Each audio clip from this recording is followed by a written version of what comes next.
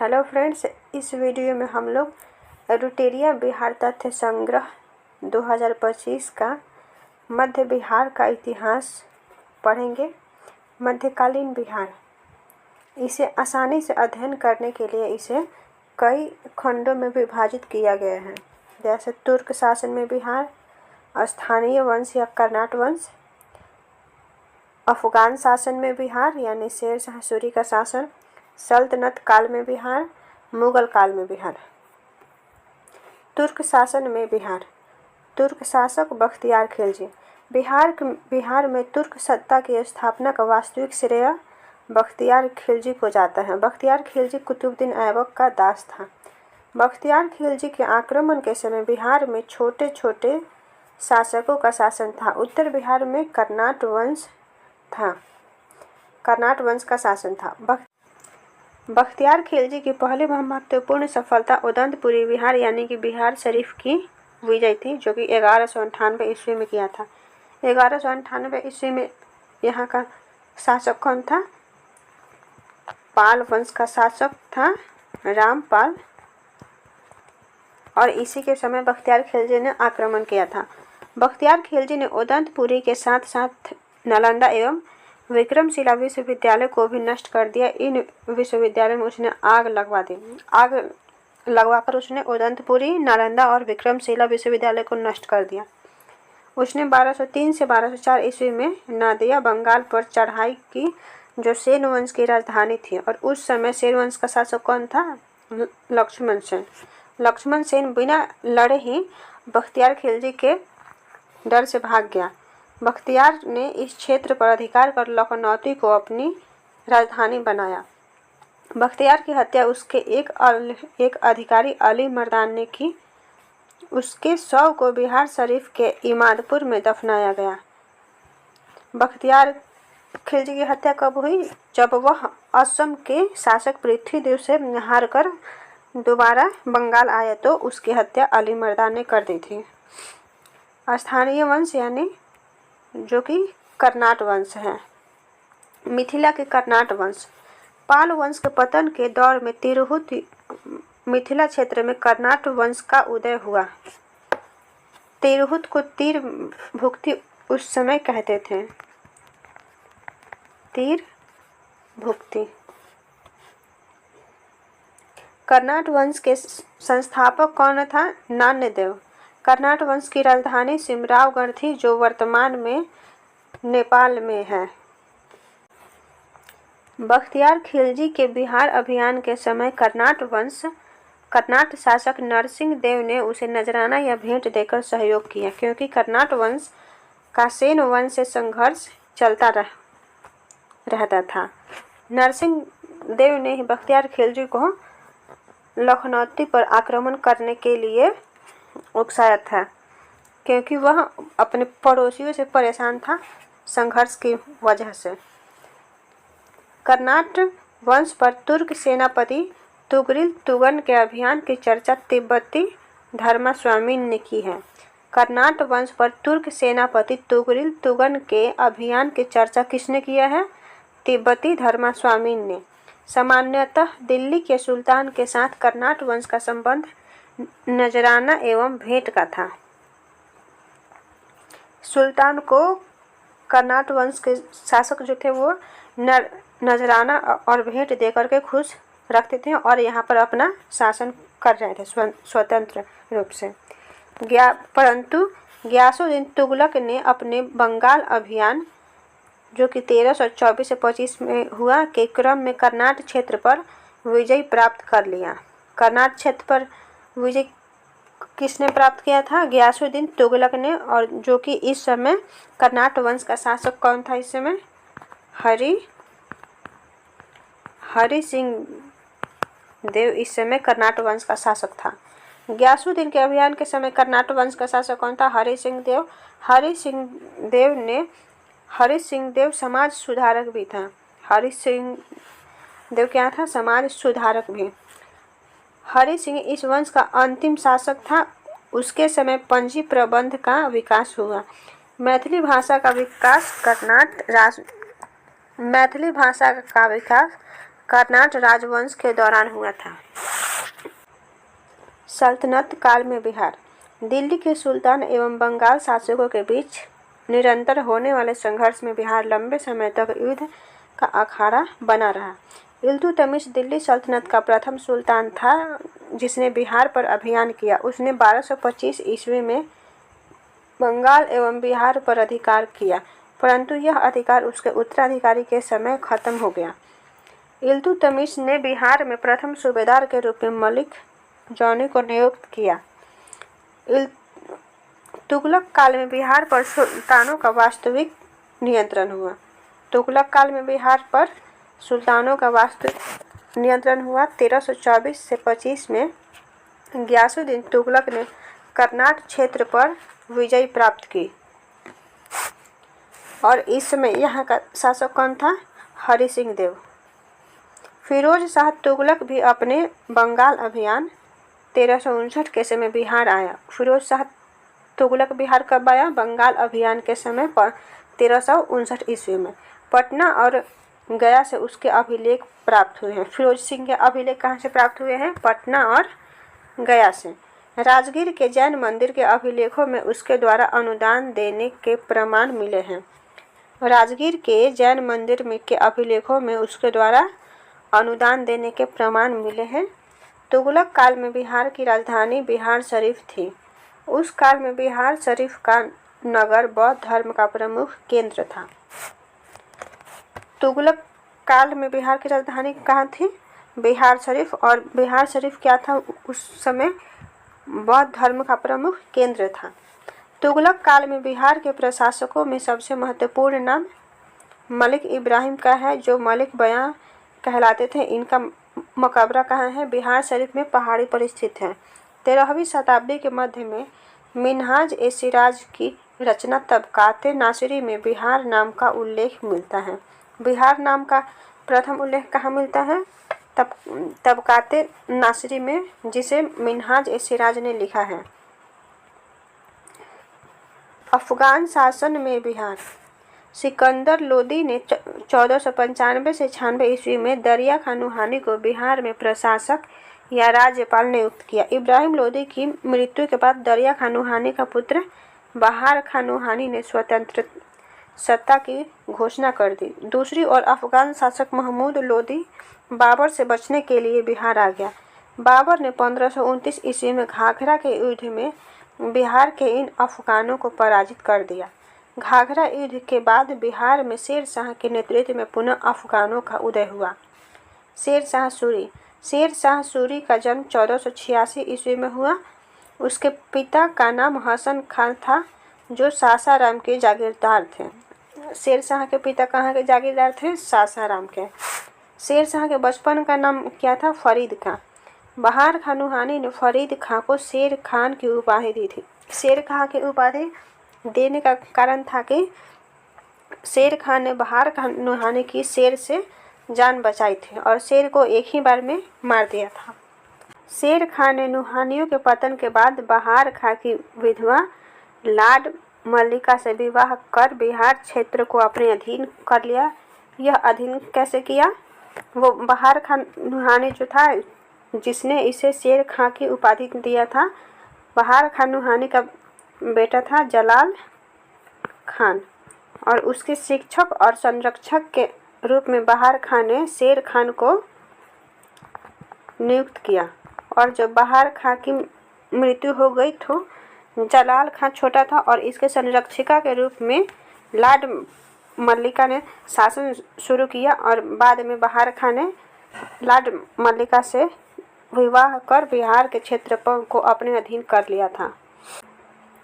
उसने बाद में मोहम्मद शाह की विधवा दुदू बेगम से भी विवाह कर लिया।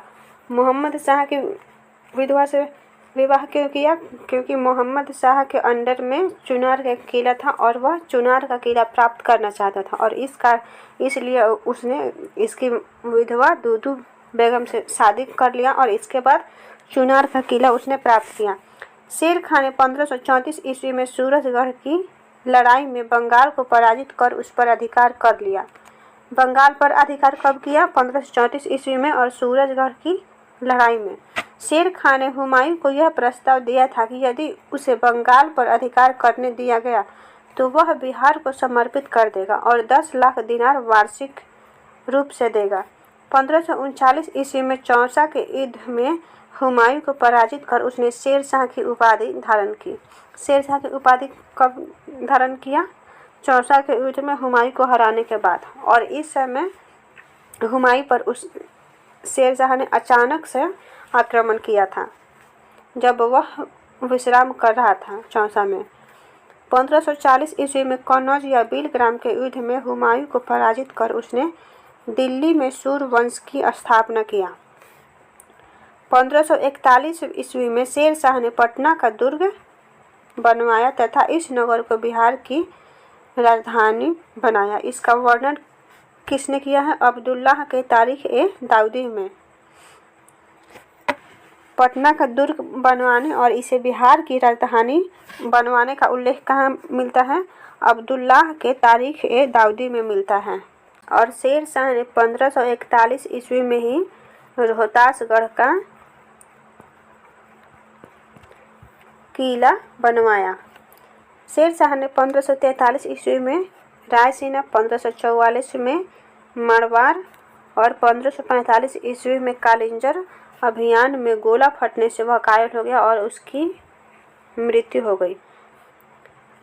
रायसीना का शासक कौन था? पूरनमल सिंह, जिसे शेरशाह ने धोखे से हराया था। और मारवाड़ का शासन कौन था? मालदेव। 1545 में जो कालिंजर में अभियान किया था, इस समय वहाँ का शासक कौन था? कीरत सिंह। और इसी में जब शेरशाह बारूद छोड़ रहा था तो वह उल्टा उसी को लग गया और उसी समय उसकी मृत्यु हो गई। शेरशाह ने अपने जीवन काल में ही सासाराम में इंडो इस्लामिक स्थापत्य कला पर आधारित मकबरा का निर्माण करवाया। शेरशाह की मृत्यु के बाद उसके पुत्र इस्लाम शाह ने इसे बनवाया था। कृत्रिम झील के मध्य स्थित यह इमारत आकार में कैसा है? अष्टकोणीय है एवं लाल बलुआ पत्थर से निर्मित है। सासाराम का किले का आकार कैसा है? अष्टकोणीय। और किस पत्थर से बना है? तो यह लाल बलुआ पत्थर से बना है। शेरशाह ने बिहार में रोहतास का किला भी बनवाया। इसे 1541 में बनवाया था। शेरशाह ने जब्ती प्रणाली चलाई जिसमें भूमि की माप के आधार पर लगान शेरशाह ने जब्ती प्रणाली चलाई जिसमें भूमि की माप के आधार पर लगान निर्धारण किया जाता था। बाद में इसे अकबर ने भी अपनाया था। शेरशाह का शासन सुव्यवस्थित शासन प्रणाली के लिए प्रसिद्ध था। इसका शासन किस लिए प्रसिद्ध था? सुव्यवस्थित शासन प्रणाली के लिए। उसने संचार व्यवस्था, डाक व्यवस्था, सैन्य व्यवस्था, राजस्व व्यवस्था में व्यापक सुधार किए। किसमें शेरशाह ने सुधार किया? संचार व्यवस्था, डाक व्यवस्था, सैन्य व्यवस्था और राजस्व व्यवस्था। शेरशाह सूरी ने शुद्ध चांदी का रुपया और तांबे का दाम चलाया। शेरशाह ने कौन से सिक्के चलवाए? चांदी का रुपया और तांबे का दाम। शेरशाह के बाद उसका पुत्र जलाल खां यानी वह इस्लाम शाह की उपाधि के साथ गद्दी पर बैठा। बाद में सूर्यवंश 3 भागों में बट गया। 1555 ईस्वी में मछुआरा एवं सरहिंदी के युद्ध में हुमायूं ने सिकंदर सूरी को पराजित कर सूर्यवंश का अंत कर दिया और दिल्ली का गद्दी उसने पुनः प्राप्त किया। चेरो वंश। पाल वंश के पतन के बाद बिहार के क्षेत्र में स्थानीय राज्यों का उदय हुआ और उन्हीं राज्यों में से एक प्रमुख राज्य था चेरो का। चेरो राज्य का क्षेत्र शाहाबाद, सारण, मुजफ्फरपुर, पलामू एवं वाराणसी का क्षेत्र था। चेरो वंश की स्थापना 12वीं सदी में हुई थी। चेरो वंश का मुख्यालय कहाँ था? बिहियां, भोजपुर में। 1607 ईस्वी में चेरो एवं उज्जैन के बीच एक महत्वपूर्ण लड़ाई हुई थी जिसमें चेरो की जीत हुई। इस वंश का प्रमुख शासक था मेदिनी राय। मुगलों के प्रभाव से इस वंश का धीरे धीरे पतन हो गया। चेरो वंश का पतन कैसे हुआ? मुगलों के प्रभाव से। मुगल काल में बिहार। शेर शाह की मृत्यु के बाद कुछ वर्षों तक सूर वंश की सत्ता बनी रही, लेकिन 1555 से 56 ईस्वी में मुगल राज्य की पुनः स्थापना हो गई। दिल्ली में मुगल राज्य की पुनः स्थापना के समय बिहार में ताज खां करारानी के नेतृत्व में एक अफगान राज्य का गठन हुआ। अकबर के समय बिहार। ताज खां करारानी ने अकबर के प्रति सम्मान की नीति अपनाई, लेकिन उसके पुत्र दाऊद खां करारानी ने इसका विरोध किया। अकबर ने उसे दंडित करने के लिए स्वयं आक्रमण किया। 1576 ईस्वी में उसने पटना को जीत लिया और दाऊद खां को पटना छोड़कर भागना पड़ा। दाऊद खां बिहार का अंतिम अफगान शासक सिद्ध हुआ। बिहार का अंतिम अफगान शासक कौन था? दाऊद खां करारानी। दाऊद खां का 1580 ईस्वी में बिहार को मुगलों द्वारा एक सूबा या प्रांत का दर्जा दिया गया। बिहार को सूबा या प्रांत का दर्जा कब मिला? 1580 ईस्वी में। मुगल शासन के अंतर्गत कितने सूबा या प्रांत? 12 और उसी में से एक बिहार भी था। अकबर द्वारा मुनीम खां को बिहार का गवर्नर बनाया गया। अकबर ने बिहार का गवर्नर किसे बनाया? मुनीम खां को। अकबर के समय राजा मान सिंह को बिहार का प्रांतपति बनाया गया। अकबर के समय बिहार का प्रांतपति किसे बनाया गया? राजा मान सिंह को। मान सिंह के समय मुगल साम्राज्य बिहार में काफ़ी मजबूत हो गया। मान सिंह के समय रोहतास को बिहार की राजधानी बनाया गया। मान सिंह के समय बिहार की राजधानी कौन था? रोहतास। जहांगीर के समय बिहार। जहांगीर के समय छोटा नागपुर के क्षेत्र पर मुगलों का अधिकार स्थापित हुआ। इस क्षेत्र में मुगलों को हीरा और सोना प्राप्त होता था। जहांगीर ने 1621 ईस्वी में राजकुमार परवेज को बिहार का प्रांतपति बनाया। इसके बाद यह पद केवल राजकुमारों को ही दिया जाने लगा। औरंगजेब के समय बिहार। औरंगजेब ने अपने प्रिय पौत्र राजकुमार अजीम को 1702 ईस्वी में बिहार का प्रांतपति या सूबेदार नियुक्त किया। अजीम ने पटना का नाम अजीमाबाद कर उसका सौंदर्यीकरण किया। पटना का नाम अजीम ने क्या रखा? अजीमाबाद। उत्तर मुगल काल के शासक फारूक सिंह ने 1713 ईस्वी में पटना में अपना औपचारिक राज्य अभिषेक कराया। वह पहला मुगल सम्राट था जिसका राज्य अभिषेक कहाँ हुआ? बिहार में। शाह आलम द्वितीय का भी विधिवत राज्याभिषेक 1761 ईस्वी में पटना में हुआ था।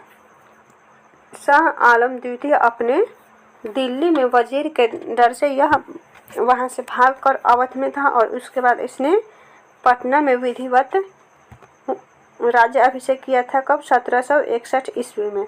औरंगजेब की मृत्यु 1707 ईस्वी के बाद कमज़ोर होती मुगल सत्ता में बिहार बंगाल का भाग बन गया।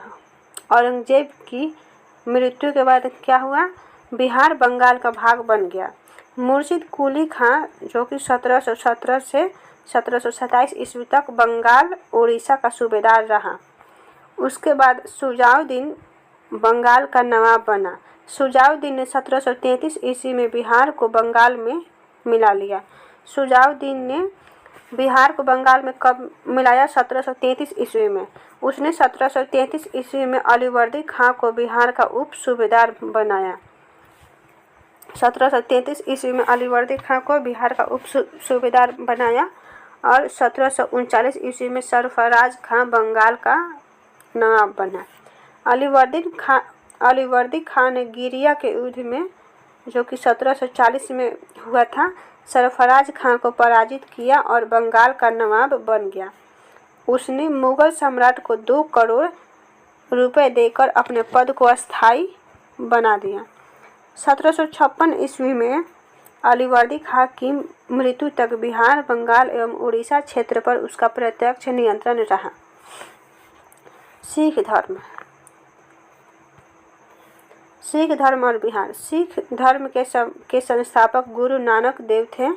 सिख धर्म में कुल 10 गुरु हुए। इन 10 सिख गुरुओं में से गुरु नानक, गुरु तेग बहादुर, गुरु गोविंद सिंह का संबंध बिहार से था। किनका संबंध बिहार से था?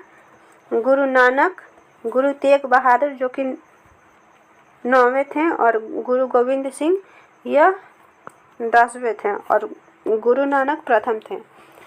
गुरु नानक ने बिहार में गया, राजगीर, पटना, मुंगेर, भागलपुर आदि की यात्रा की। वे बिहार का भ्रमण करने वाले प्रथम सिख गुरु थे। गुरु नानक ने बिहार में कहाँ कहाँ यात्रा किया था? गया में, राजगीर में, पटना में, मुंगेर और भागलपुर में। सिख धर्म के 9वें गुरु श्री तेग बहादुर भी सासाराम गया होते हुए पटना आए थे। यहाँ वे अपनी पत्नी गुजरी देवी को छोड़ गए थे जो मां बनने वाली थी। यहीं पटना में गुरु गोविंद सिंह का जन्म हुआ था। सिख धर्म के 10वें एवं अंतिम गुरु गोविंद सिंह का जन्म पटना में 26 दिसंबर 1666 ईस्वी को हुआ। गुरु गोविंद सिंह 1676 ईस्वी में 10वें गुरु बने तथा 1699 ईस्वी में उन्होंने खालसा पंथ की स्थापना की। गुरु गोविंद सिंह ने खालसा पंथ की स्थापना कब किया? 1699 ईस्वी में। तख्त श्री हरि मंदिर जी पटना साहिब सिख धर्म का प्रमुख तीर्थ स्थल है। इसका निर्माण महाराजा रंजीत सिंह ने करवाया था। इसे श्री पटना साहिब के नाम से भी जाना जाता है। तख्त श्री हरि मंदिर जी का निर्माण किसने करवाया था? महाराजा रंजीत सिंह ने, और इसे श्री पटना साहिब के नाम से जाना जाता है। तो इस वीडियो में हम लोगों ने मध्यकालीन बिहार को देखा और अगले वीडियो में आधुनिक बिहार को देखेंगे।